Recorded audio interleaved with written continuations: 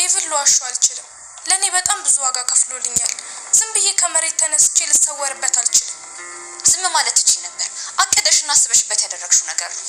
ምንም አላሰብኩም ነበር። እንደዛ ቢሆን እንኳን ከማንበቡ በፊት እኔ ከሀገር ወጣለሁ ብዬ አስቤ ነበር። አታስቂኝ ባክሽ። እናቴ ትሙት። ለምን ከፈለገች 4 እግሯን አትበላ? እንዴ ልክ አይደለም እንዴ? አይ ልክ አይደለም። ሳምሪ እንቡጥ አበባለሽ። እኔ ግን ያለ ርህራሄ እቀጥፍሻለሁ። ግን ደግሞ ጦሩ ከጠላት ደረት ላይ እንዳይሰነቀር መልሰ ጋሻ የሆነ ትከላከላለህ።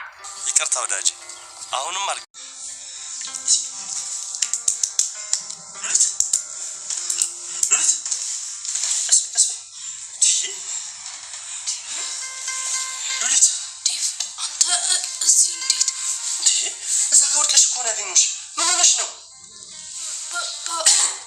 ምን ሆነሽ ነው?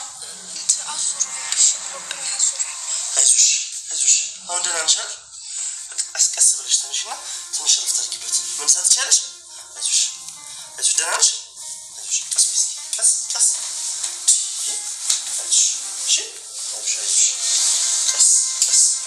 ቀስ ነበር። እንኳን ደስ አለህ፣ ይኸው ተሳክቶልሃል። እኔ ከመሬት ተነስቼ ሰው ልጠላ አልችልም።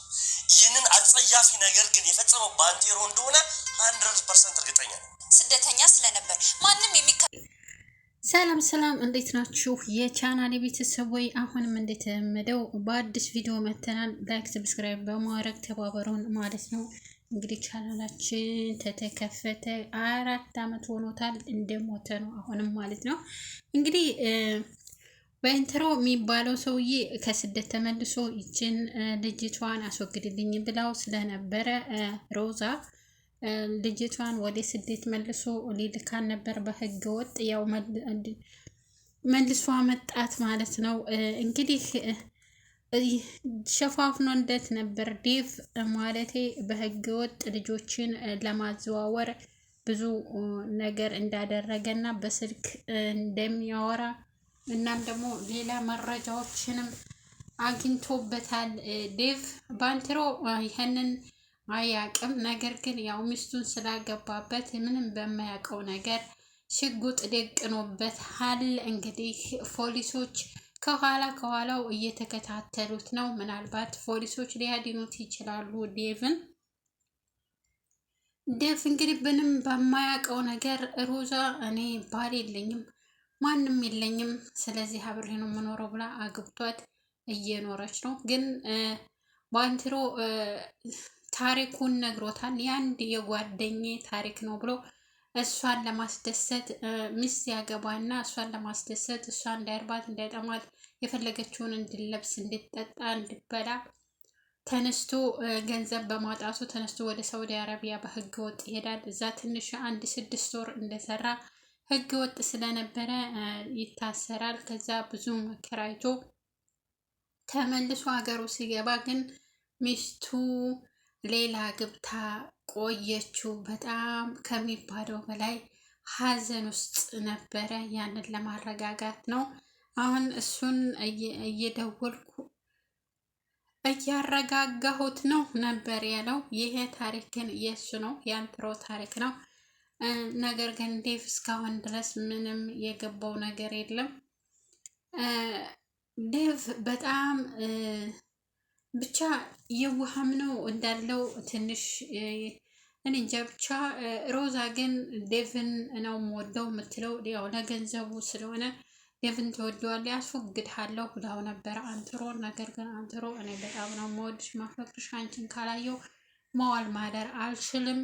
እናም ደግሞ ሚስቴ ነሽ፣ ህጋዊ ሚስቴ ነሽ፣ አልፈታሁሽም። ይሄንን ብነግረው ምን ይፈጠር ይመስልሻል? ስለዚህ ከቤት ካስወጣሽኝ መልሰሽ አስገቢ፣ ካላስገባሽኝ ደግሞ እናትሽን የሆነ ነገር አረግብሻለሁ ወይንም ደግሞ አንቺን አጋልጥሻለሁ በማለት ነግሯት ነበረ። ግን ያው ለዴቭ ስትነግረው ወንድም ማነው ያጎቴ ልጅ ነው ያክስቴ ልጅ ነው እዚህ መጥቶ ይኑር፣ እንዴት አይተዋል መንገድ ላይ ወርቆ እዛ ተኝቶ እያለችው ነበረ። ግን እሱ እዚህ ከመጣ የሆነ አንድ ትልቅ ማናቀው ነገር ቦምብ ይፈነዳል። ስለዚህ ማይ አልፈልግም፣ እዛው ውጭ ይዋል ይደር፣ እማቀው ጉዳይ የለም፣ ሄድበት ይሄድ፣ አንቺ ተፈለገሽ እርጁ ነው ያላት። ግን በጣም በብዙ ቆጠር ብር አስገብታለታለች። ልጅቷን ስለወሰደላት እና ወደ ስደት ልኪያት አለው ስላላት ብቻ ብዙ ብር አስገብታለት ነበር ሮዚ።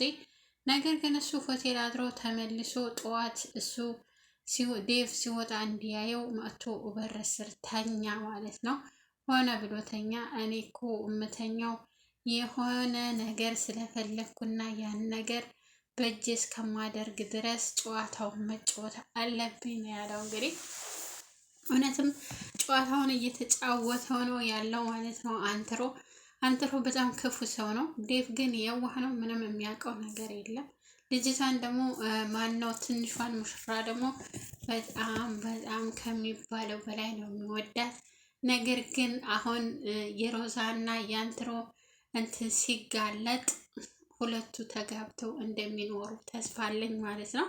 እንግዲህ ልጅቱም ብዙ ውለታ ብዙ ነገር ለሷ ብዙ እንደሆነላት ታውቃለች። ብዙ ውለታ እንዳለባት ታውቃለች። ነገር ግን አሁን እሱ ይህን ሁሉ ችግር አልፎ እሷም ችግሩን አልፋ ሁለቱም የያዙትን ችግር ተቋቁመው አልፈው አንድ ላይ እንዲዳሩ ጥረት እናደርጋለን። በኮመንትም ሆነ በምን ዴቭ እና ትንሿ ሙሽራ አንድ ላይ እንዲሆኑ ጥረት እናደርጋለን። እና እንግዲህ ሮዚ በሁሉም ነገር ፈርታለች። አንደኛ የበፊቱ ምስጢሯ እንዳይጋለጽባት፣ ሁለተኛ ደግሞ እቺ ባሏን እንዳትወስድባት በጣም ትንሿ አስፉር ትንሿ ወፍ አጉል እንዳላረግሽ ታሳሻለሽ፣ በዛ ላይ ትንሽ ነሽ እያለ ነበረ። እሱ ግን በጣም ይህም ይወዳታል። አንትሮ የሚባለውም ፔትሮ የሚባለውም ይወዳታል፣ ዴቭም ይወዳታል። ስለሚወዳት ነው እስካሁን ድረስ ምንም ያላደረጋት። ያ ባይወዳት ኖሮ ቢጠላት ኖሮ የሆነ ነገር ያደርጋት ነበረ። ግን ደግሞ የሮዚ ፍቅር አለበት። ሮዚ ደግሞ እሱን አትወደውም፣ የምትወደው ዴቭን ነው።